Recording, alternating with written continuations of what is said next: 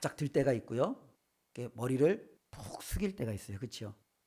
언제 주로 머리를 많이 숙이나요? 제가 이제 방송을 보니까 죄를 지으면 머리를 많이 숙이더라고요. 예, 그렇죠? 예.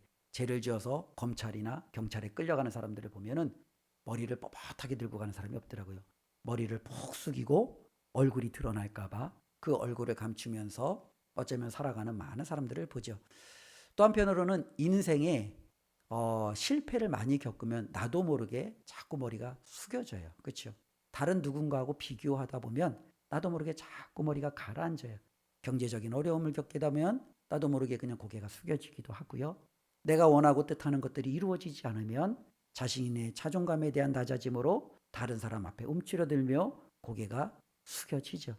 그래서 우리의 고개를 우리가 바짝 들고 당당하게 자신감 있게 살아가야 된다는 것을 알매도 불구하고 이게 잘 안 되는 경우들이 정말로 많습니다. 특별히 예레미야는요, 유다 백성을 향한 하나님의 말씀입니다. 그들의 고개가 완전히 숙여졌지요. 그들은 전쟁에서 패했습니다.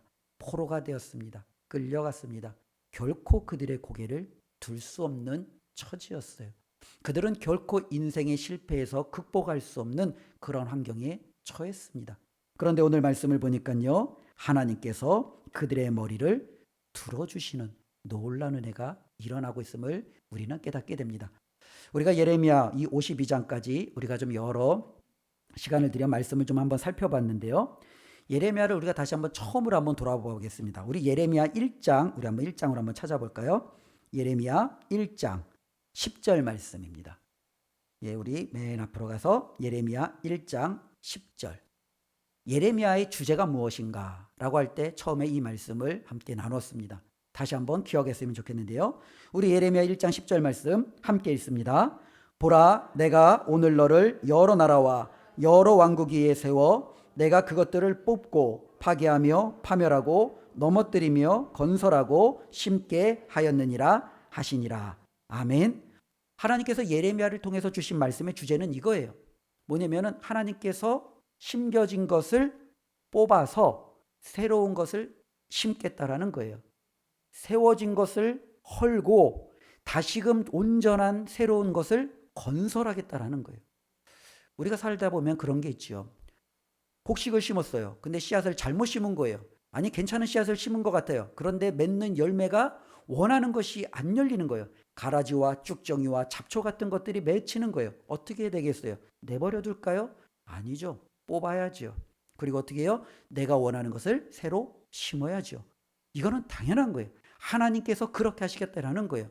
어떤 사람이 건축물을 막 만들었습니다. 이 건축물이 부실 건축물이 된 거예요. 이 건축물이 이제는 완전히 그 건축을 했던 사람의 의도하고는 전혀 상관없는 건물로 이상하게 지어져 가는 거예요. 그냥 그대로 지을까요? 내버려 둘까요? 아니죠. 허물어야죠. 그리고 어떻게 해요? 원하는 대로, 원래 설계대로, 정말로 계획한 대로 새롭게 만들어 가야죠. 하나님께서 그렇게 하시겠다라는 거예요. 그래서 예레미야를 통해서 하나님이 말씀하시는 것은 바로 여기에 있습니다. 그래서 예레미야가 1장부터 계속적으로 51장까지 외쳤던 말씀이 이거예요. 내가 허물 것이다. 나는 다시금 건설할 것이다. 내가 뽑아낼 것이다. 그러나 내가 새롭게 심을 것이다. 이 말씀을 하는 거죠. 자, 우리 51장, 다시 51장으로 한번 가서요. 마지막 절 64절 한번 보겠습니다. 예레미야 51장 64절. 우리 다 같이 말하기를 함께 읽어보겠습니다. 말하기를 바벨론이 나의 재난 때문에 이같이 몰락하여 다시 일어서지 못하리니 그들이 피폐하리라 하니라. 예레미야의 말이 이에 끝나니라. 예, 1장부터 51장까지 하나님께서 예레미야를 통해서 주신 말씀이에요. 예레미야 말은 이제 끝났어요. 그렇죠? 근데 예레미야를 우리는 선지자라고 그래요. 누누이 말씀드리잖아요. 선지자가 참 선지자인지 거짓 선지자인지는 어떻게 알 수 있다고요? 그가 지금까지 선포한 말씀이 그대로 이루어지면 참 선지자예요. 그 말이 이루어지지 않으면 거짓 선지자예요. 52장의 말씀은 예레미야가 선포했던 그 말씀이 어떻게 그대로 확증되었는지를 우리에게 지금 보여주고 있다는 거예요. 그래서 이 51장에 이스라엘, 특별히 유다의 역사에 이루어진 그 사실을 통해서 예레미야가 선포한 그 말씀이 진짜 그대로 이루어졌구나. 예레미야는 하나님이 보내신 참 선지자가 맞구나 라는 것이 이 예레미야 52장을 통해서 우리에게 확증해 주고 있는 거죠. 하나님의 말씀이 결코 하나도 땅에 떨어지지 아니하고 그대로 이루어지는 것을 우리는 볼 수 있습니다. 근데 예레미야 말씀을 우리가 좀 한번 정리하면서 여러 왕들이 일어났잖아요. 근데 이 여러 왕들을 보면서 이게 많이 저도 헷갈리는 경우들이 상당히 많은데요. 다시 한번 그 왕들을 한번 정리하면서 제가 전체적인 그 역사를 한번 이 도표를 통해서 한번 보여주려고 합니다. 우리 PPT를 한번 띄워주시고요. 그 말씀을 우리가 좀 한번 글씨가 보이나요? 눈이 좋으시, 우리 권사님. 예, 저는 안 보이네. 예. 보면은, 여기서 보면은 예레미야가, 거쳐갔던 왕이 몇 명이냐면요. 하나, 둘, 셋, 넷, 5명이에요. 5명. 이 도표는 좀 제가 말씀할 때까지 계속 두시면 돼요. 5명을 거쳐갔어요. 이 예레미야가 가장 먼저 사역했던 왕이 누구냐면 가운데 요시야예요. 그러니까 예레미야는 요시야 때부터 정말로 이제 하나님의 말씀을 받고 그 말씀을 선포했어요. 그리고 나서 예레미야가 마지막으로 사역했던 왕이 누구냐면은 시드기야죠. 시드기야 때 남유다가 멸망을 당해요. 그 안에 이제는 이제 여러 왕들이 거쳐가는 거죠.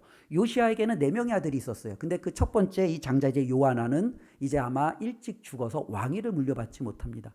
그래서 원래는 둘째 아들이 왕위를 물려받아야 되는데 셋째가 왕위를 물려받아요. 그리고 다시금 둘째가 왕위를 물려받고 둘째 아들이 왕위를 물려받은 이후에 이제는 시드기야가 이제 이제 요시야의 넷째 아들이었던 시드기야가 마지막 왕위를 물려받는 굉장히 좀 복잡한 구조로 좀 되어져 있어요. 근데 왜 이렇게 복잡하냐면 이 요시야는요, 우리가 아는 대로 다윗 이후에 하나님께서 인정하셨던 칭찬했던 왕 중에 하나죠.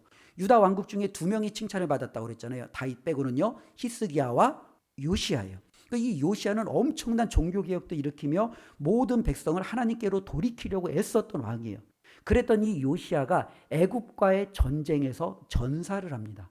죽임을 먼저 당하죠. 그래서 이 애굽과의 이 전쟁에서 그가 죽임을 당해요. 그래서 이제 그 요시야가 죽은 이후로 누가 왕이 되냐면 여호아스라는 살룸이라는 이름을 가진 셋째 아들이 왕위를 돼요. 근데 이 애굽이 자신들이 전쟁에서 이겼잖아요.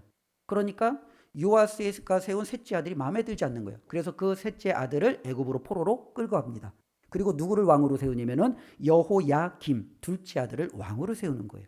그래서 이 여호야김은 애굽이 세운 왕이에요. 그러니 당연히 이 여호야김은 누구랑 친하겠어요? 애굽이랑 친해요. 그렇죠? 애굽이 자기를 왕위로 세웠으니까 자기 동생을 왕이었던 동생을 끌고 가고 자기를 왕으로 세웠으니까 이 여호야김은 애굽이랑 친한 왕이에요. 근데 이 여호야김은 우리가 아는 대로 굉장히 하나님의 말씀을 그리고 선지자들을 학대하고 죽이고 괴롭혔던 왕이죠.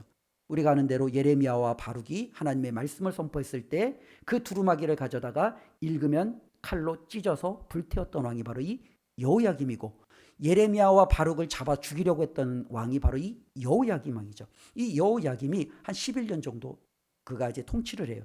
그때 예레미야가 선포되는 말씀이 뭐예요? 너희의 죄 때문에 하나님이 진노하셔서 바벨론을 통해서 너희를 심판하시니 바벨론에 항복하고 하나님의 그 진노를 받아들여라. 근데 친애굽 성향의 이 여호야김은 그 예레미야 말이 너무너무 거북한 거죠. 듣기 싫은 거죠. 그러니까 더욱더 적대적으로 예레미야를 괴롭히고 잡아 죽이려고 합니다. 근데 이제 그의 통치가 이제 끝나갈 때 실질적으로 애굽이 이 유다를 한번 침범하기 시작합니다. 그때가 BC 597년경이에요. 이 597년경에 와갖고 남유다를 거의 초토화시킵니다. 그리고 애굽에까지 영향을 끼치는 이 바벨론의 거대한 세력이 이제는 그 땅 가운데 자리를 잡아요. 그러면서 이 바벨론의 왕이 이 여호야김이 세웠던 그의 아들 여호야긴을 포로로 끌고 갑니다. 그때가 BC 597년이에요. 근데 이때 1차 포로가 일어나는 거예요. 유다에. 근데 이 1차 유다의 포로가 이제 끌려갈 때 같이 끌려갔던 인물들 중에 제가 예전에도 말씀드렸는데 유명한 인물이 누구냐면 다니엘, 에스겔. 그들이 바로 이때 같이 끌려가는 거예요. 그러니까 아직 유다가 완전히 멸망하기 전에 바로 이 여호야긴이라는 그 임금이 왕이 이제는 끌고 이제 포로로 끌려갈 때 더불어서 다니엘과 에스겔과 수많은 유다 백성들이 바벨론으로 끌려가는 거죠. 그러니까 이제 바벨론이 이 유다를 보면서 이제는 애굽하고는 친하지 않은 자신들의 꼭두각시 왕을 세워야 돼요. 그래서 누가 남았나 봤더니 요시아의 넷째 아들 시드기야가 남은 거예요. 그래서 시드기야를 왕으로 세우는 거죠. 그래서 이 시드기야가 11년 동안 통치를 하는 겁니다. 그런데 결국에도 이 시드기야가 예레미야의 말을 듣지 아니하고 바벨론과 적대적인 관계를 갖게 되고 그로 말미암아 하나님의 심판이 이들 가운데 임하는 거죠. 오늘 52장 말씀은 바로 유다의 마지막 왕 시드기야 때부터 어떠한 하나님의 말씀이 그대로 성취되어졌는지를 적나라하게 우리에게 보여주고 있는 말씀이에요.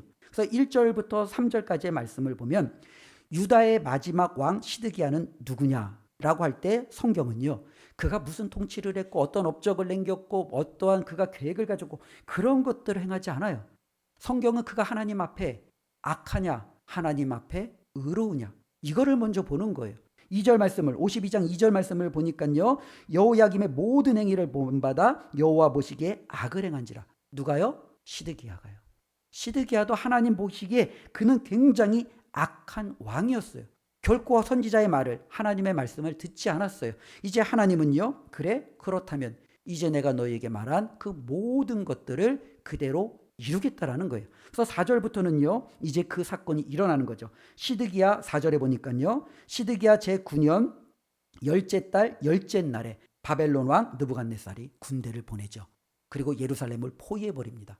그리고 나서 시드기야 11년째 망할 때까지 1년 6개월을 예루살렘을 포위하는 거예요.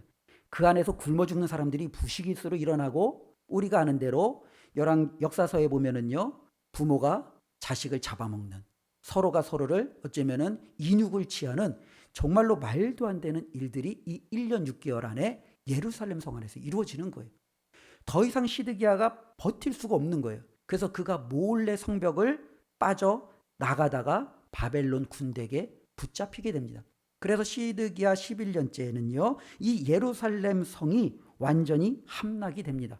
11절 말씀을 보면은요, 이 붙잡힌 시드기야는 어떻게 되느냐면 두 눈을 빼고 놋사슬로 그를 결박하여 바벨론 왕이 그를 어디로요? 바벨론으로 끌고 가서 그가 죽는 날까지 옥에 가둬버리는 거예요. 그러니까 이 시드기야는요, 굉장히 어쩌면 비참한 최후를 배워요. 근데 이게 비참한 게 아니라 이것보다 더 비참한 일이 있어요. 10절 말씀을 보니까요, 바벨론 왕이 그 시드기야를요 잡아놓고 그의 아들들도 붙잡았어요. 그리고 어떻게 해요? 시드기야의 아들들을 시드기야 눈앞에서 어떻게 해요? 다 죽여버리는 거예요.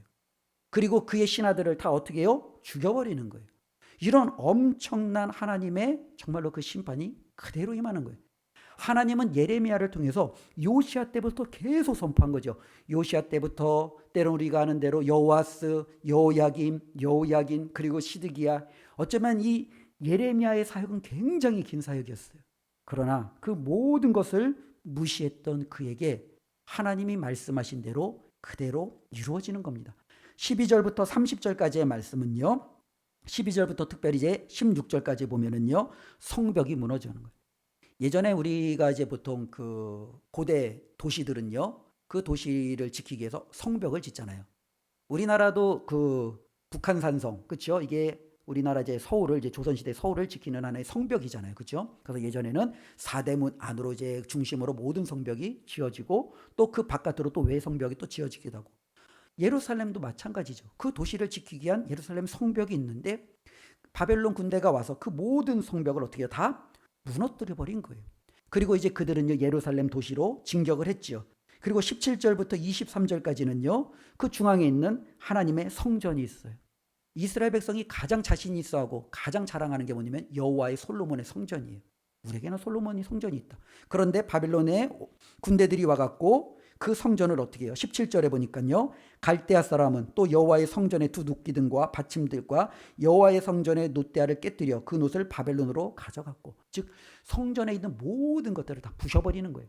놋이면 놋대로, 때로는 은이면 은대로, 금이면 금대로 그 모든 것들을 깨뜨려 성전을 완전히 허물어 버려요. 성전에서 제사 지내기 위해서 여러 가지 성전 집기들이 있었을 거 아니에요. 그 모든 것들을 다 강탈해서 가져가 버립니다. 그때 우리가 아는 대로 여호와의 성전 지성소에 있는 언약궤도 바벨론으로 가져간 것으로 역사적으로는 보여지는 거죠. 바로 이스라엘이 그토록 자랑스러웠던 모든 성전이 파괴되고 때로는 그들 가운데 하나님 앞에 예배드릴 때 사용되어졌던 모든 성전 기물들이 강탈당하고 더 이상 그들에게 어떠한 소망도 없는 거예요. 근데 여기서 끝났느냐? 아니에요. 24절부터 30절까지는 어떤 말씀이냐면 남아있는 사람들, 전쟁에서 죽은 사람들, 그리고 남았어요. 1년 반 동안 기근과 싸우면서 굶어 죽은 사람들이 남았어요. 이제는 이 남아있는 사람도 소수예요. 근데 그 소수의 사람들을 어떻게 해요? 다 포로로 끌고 가버리는 거예요. 30절 말씀을 보니까요. 느부갓네살의 제20년 23년에 사령관 느부사라단이 사로잡아간 유다 사람이 745명이니라. 그 총수가 4,600명이더라. 남아있는 자가 얼마 되지 않았는데 이제는 그 앞에도 그 뒤에도 이 모든 사람을 어떻게 해요? 다 포로로 끌고 가는 거예요. 자, 이제는 예루살렘에 그리고 그 성전에 어떻게 되었겠습니까? 우리가 말 그대로 황폐화가 된 거예요. 황무지가 된 거예요. 이곳에선 더 이상 사람이 살 수가 없어요. 그 누구도 이제는 여기에는 거주할 수가 없어요. 바로 하나님께서 말씀하신 대로 남유다를 통해 하나님의 그 멸망이 그대로 선포되어지는 거죠. 처음에 BC 597년에 여호야긴이 끌려갔고 11년 후에 BC 586년에 이제는 시드기야가 끌려갔고 남은 모든 유다 사람들도 포로로 끌려갔고 이제는 유다는 역사 속에서 사라지는 거예요. 하나님의 말씀이 그대로 응하니라. 어쩌면 여기에서 끝날 수 있지요. 그런데 오늘 말씀을 보면 31절부터 34절 말씀이 덧붙여져 있다라는 거예요. 이 31절과 이 34절은 바로 이 예루살렘이 멸망 이후에 언제 이루어진 말씀이냐? 26년 후에 이루어진 말씀이에요. 예루살렘이 멸망이 되었어요. 모든 소망이 끊겼어요. 그런데 26년 후에 어떠한 사건이 또다시금 바벨론에서 일어나는 거예요. 특별히 31절에 보니까요. 유다왕 여호야긴이 사로잡혀간 지 37년, 그렇죠? 597년에 사로잡혀갔으니까 주전 560년. 그리고 예루살렘이 멸망했을 때가 주전 586년이니까 한 560년이니까 26년 후. 그렇죠? 이 26년 후에 어떠한 일이 일어났느냐라는 거예요. 말도 안 되는 일이 일어나는 거죠. 31절 제가 다시 한번 읽어보겠습니다. 유다왕 여호야긴이 사로잡혀간 지 37년 곧 바벨론의 에윌므로닥 왕의 즉위 원년 12째 달 25째 날 그가 유다의 여호야긴 왕의 머리를 들어주었고 감옥에서 풀어주었더라. 요시야 왕의 아들의 아들, 어쩌면 요시야에게 손자가 되겠죠. 그가 포로로 끌려갔습니다. 감옥에서 무려 몇 년을 그가 갇혀 있었어요? 37년을 갇혀 있어요. 그에게는 모든 소망이 끊긴 거죠. 자신은 감옥에서 언제 죽어도 이상한 게 아니에요. 그리고 그것은 그에게 더 이상 그 어떤 소망도 주어지지 않아요. 근데 37년이 됐는데 갑자기 그의 삶 가운데 놀라운 일들이 일어나요. 바벨론 왕이 갑자기 그를 감옥에서 풀어주어요. 그리고 고개를 푹 숙이고 인생의 절망 가운데 있는 그의 머리를 들어줍니다. 그리고 32절에 보니까요. 그를 바벨론에 무수한 왕들이 있는데 그 왕들의 자리보다 높이는 거예요. 여기서 왕들은요. 어쩌면 바벨론 왕의 왕자들과 같은 위치 혹은 바벨론이 이 제국이니까 이 제국을 여러 지역으로 쪼개서 그 제국의 작은 어쩌면은 지방을 다스리는 여러 왕들이 있을 거 아니에요. 그 왕들만큼 그를 높이는 거예요. 어쩌면 그보다 더 높이는 거죠. 33절에 보니까요. 이제는 더 이상 죄수로 그를 취급하지 않아요. 왕과 같이 같은 식탁에서 먹게 해요. 바벨론 왕이 왜 그랬을까요? 이미 유다는 망했어요. 사라졌어요. 그들의 모든 백성은 흩어졌어요. 더 이상 어떤 힘도 없어요. 만일 여전히 여호야김의 그 뒷배경이 남아있다면 그렇게 할 수도 있지요. 여전히 여호야긴이 만약에 애굽 사람이라서 애굽이라는 든든한 뒷배경이 남아있어서 이를 잘 대해주면 애굽 사람들이 바벨론에 호의를 하고 그 군대를 이용할 수 있고 서로 협력할 수 있다면 그렇게 할 수 있을 것 같아요. 근데 여호야긴은요. 뒷배경이 아무것도 없는 거예요. 그는 이제 왕이지만 왕이 아닌 어쩌면 그 위치에 그가 있는 거죠. 근데 왜 바벨론의 왕은요. 그를 이렇게 높였느냐라는 거죠. 34절에 보니까요. 그가 날마다 쓸 것을 바벨론의 왕에게서 받는 정량이 있었고 죽는 날까지 곧 종신토록 받았느니라. 이제는 여호야긴은요. 37년 동안 옥살이를 했지만 거기서 나온 이유는 그의 머리를 들고 이제는 그가 왕자들보다 어쩌면 다른 왕들보다 더 높은 위치에서 죽는 날까지 그의 위치가 바뀌지 않았다라고 예레미야서는 우리에게 다시금 말씀해주고 있습니다. 도대체 이게 어떻게 된 일일까요? 그가 행한 것은 아무것도 없었습니다. 그가 정말로 내세울 것은 아무것도 없었어요. 그런데 어떻게 이런 일들이 일어나죠? 우리는 이거를 가리켜 쓸만한 적당한 단어가 하나가 있어요. 그게 뭐냐면요, 은혜예요. 은혜. 그렇죠? 이건 은혜예요. 여호야긴이 뭔가 있어서가 아니라 그의 어떠면 여러 가지 많은 국제적인 정세가 일어나서가 아니라 이거는 말도 안 되는 사건이 그에게 일어난 것은 이거는 은혜예요. 이건 하나님이 그에게 주신 놀라운 은혜예요. 하나님이 그렇게 하지 않으면은 도무지 일어날 수 없는 일이 그 가운데 지금 일어난 거예요. 지금 하나님은요, 분명히 말씀하셨어요. 내가 심었던 것을 뽑고 새로 심겠다라는 거예요. 하나님이 유다의 모든 것들을 뽑으셨어요. 그러나 하나님은 다시금 지금 심고 있는 거예요. 그들이 세웠던 모든 것들이 잘못됐기 때문에 하나님은 다 허무셨어요. 예루살렘 성전도 허물었고 성벽도 허물었고 그들의 모든 정치, 경제, 모든 사회 다 허무셨어요. 이제 하나님이 어떻게 하겠대요? 다시금 내가 세우겠다라는 거예요. 이제 내가 세우는 것이 어떠한지를 이제는 이들 가운데 또 하나님의 백성들에게 보여주고 있는 것을 우리는 볼 수 있습니다. 예레미야는요, 분명히 하나님의 심판의 메시지예요. 그러나 마지막은요, 심판이 결코 하나님의 목적이 아님을 우리에게 분명히 드러내주고 있습니다. 만일 이들이 하나님의 심판을 받아들였다면 그들은요, 요나 선지자가 외쳤던 것처럼 어쩌면 니느웨처럼 또 한 번의 하나님 앞에 기회를 얻었을지 모릅니다. 니느웨를 하나님께서 무너뜨리려고 했지만 요나를 통해서 그들에게 회개 메시지를 선포했을 때, 그 성이 회개했을 때 하나님이 니느웨에게 기회를 주었어요. 마찬가지로 유다가 하나님 앞에 회개하고 돌이켰다면 하나님은 그들에게 또다시 기회를 주었을 거예요. 다시 한번 그들이 하나님 앞에 돌아오고 하나님의 놀라운 영광의 자리에 설 수 있도록 하셨을 거예요. 근데 그들이 거부했어요. 하나님은요, 그러면 그 모든 것을 허물고 내가 다시 세우겠다라는 하나님의 그 말씀대로, 그 의지대로 분명히 행하시는 것을 우리는 바라봅니다. 어쩌면 신앙생활은요, 이거예요. 우리가 하나님 앞에 뭔가 하는 것 같아요. 근데 되돌아보면 우리가 한 게 아무것도 없어요. 내가 정말로 하나님 앞에 많은 것을 한 것 같죠. 이런 직분도 섬긴 것 같고 이렇게 결단한 것도 같고 하나님 앞에 이렇게 봉사하고 내가 헌신한 것도 같고. 근데 돌이켜보면요, 우리가 한 것이 얼마나 하나님 앞에 크고 하나님 앞에 그것이 놀라운 비중을 차지하겠습니까? 아무것도 아니에요.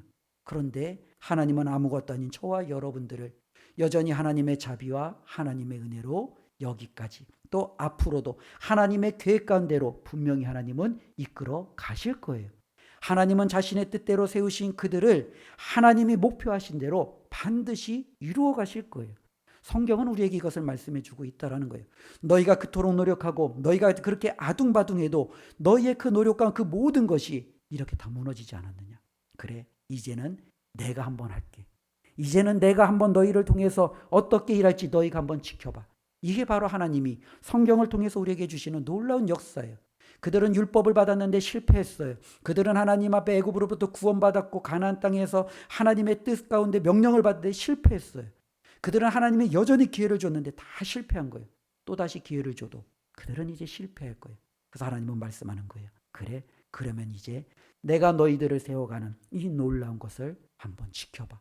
그러면서 하나님은요, 그들의 머리를 들기 시작합니다. 그들의 위치를 하나님께서 새롭게 하기 시작합니다. 하나님께서 놀라운 이와 같은 놀라운 것들은 이제는 그 이후에 하나님의 그분의 백성들을 향한 어떻게 하나님이 간섭하시고 역사하시는지 우리에게 보여주고 있습니다.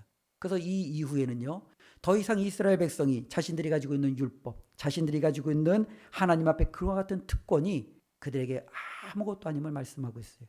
오직 하나님은요, 그들을 구원하시기 위해서 이제는 그들에게 약속하신 하나님께서 보내신 메시아 예수 그리스도를 통해서 이제 내가 너희들을 일으키고 이제 내가 너희들을 세우고 이제 내가 너희들을 높은 자리에 이룰 이와 같은 놀라운 역사를 우리에게 보여주기 시작하십니다. 우리는 바로 하나님의 그와 같은 놀라운 은혜에 우리는 이렇게 참여한 자들이에요. 그러니 저와 여러분들이 이 땅을 살아갈 때 우리가 얼마나 하나님 앞에 감사와 또 우리가 자신감 있게 살아갈 수 있겠습니까? 우리는 결코 이 땅 가운데서 머리를 푹 숙이며 어쩌면 어깨를 위축을 당하고 그렇게 부질없이 살아가는 사람들이 아니에요. 이제는 하나님께서 저와 여러분들의 머리를 들어주셨고 들어주실 것이고 높이실 것을 우리는 기대하면서 살아가는 거예요. 여호야긴이 감옥에서 나온 이후로 하나님이 그가 정말로 죽는 날까지 그와 함께 하셨듯이 이제는 저와 여러분들이 하나님께서 구원을 베푸시고 우리가 하나님 앞에 서는 날까지 하나님이 그 은혜를 거두지 않으실 것입니다. 이게 바로 우리가 받은 놀라운 은혜요 하나님의 자비입니다. 이번 한 주간도 그 하나님의 은혜와 그 하나님의 자비를 기억하며 살아가는 우리의 삶이 되었으면 좋겠습니다. 특별히 저희는 사순절을 지키지는 않지만 많은 교회들이 또 사순절을 지킵니다. 그리고 다음 주일은 종료주일이고 우리는 또한 고난주간으로 지킵니다. 이 모든 것들을 우리가 한번 되돌아보면서 한번 기억하는 거죠. 그 사순절과 혹은 고난주간과 때로는 주님께서 십자가 달려 죽으심과 이 모든 여정을 보면 우리가 한 것은 아무것도 없어요. 그렇죠? 우리가 거기에 무엇을 했어요? 주님이 오신 거고 주님이 고난받으신 거고 주님이 죽으신 거고 주님이 부활하신 거예요. 우리가 한 건 아무것도 없어요. 그런데 하나님이 그 예수 그리스도를 통해서 이루어진 모든 놀라운 영광을 저와 여러분들에게 다 주신 거예요. 예수 그리스도께서 부활하신 그 부활의 영광을 우리에게 주셨어요. 하나님의 자녀라는 놀라운 특권을 우리에게 주셨어요. 영원한 천국을 바라볼 수 있는 은혜를 우리에게 주셨어요. 하나님의 은혜요 자비인 줄로 믿습니다. 이것을 기억하며 감사하고 또 하나님 앞에 우리가 그 자비와 은혜에 찬양하며 살아가는 이번 한 주간이 되시고 그리고 우리가 살아가는 세상 속에서 위축되는 것이 아니라 그래 나에게는 이와 같은 하나님의 놀라운 은혜와 자비가 있어 이것을 가심 깊이 새기시며 자존감을 높이고 자랑하며 살아가는 저와 여러분들의 삶이 되시기를 주님의 이름으로 축원을 드립니다. 기도하겠습니다. 하나님, 유다 사람들은 모든 것이 끝났다라고 생각했습니다. 나라가 망했습니다. 그들의 터전이 무너졌습니다. 성전도 사라졌습니다. 그들은 알지 못하는 곳으로 끌려가 포로가 되었습니다. 그들에게는 그 어떤 소망도 희망도 남아있지 않았습니다. 그런데 하나님 그들이 포기하고 모든 절망 가운데 있을 때 하나님이 일하기 시작하셨습니다. 그들의 머리를 들어주셨습니다. 그들의 삶을 회복시켜 주셨습니다. 결코 이제는 그들이 스스로의 힘이 아니라 하나님의 은혜로 설 수 있는 무너지지 않는 견고한 터를 하나님께서 그들에게 허락하셨습니다. 하나님 그 은혜와 자비를 우리에게도 허락해 주심에 감사합니다. 하나님 앞에 우리가 날마다 감사와 찬양하며 나아갈 수 있는 삶이 되게 하여 주시옵소서. 예수님의 이름으로 기도드리옵나이다. 아멘.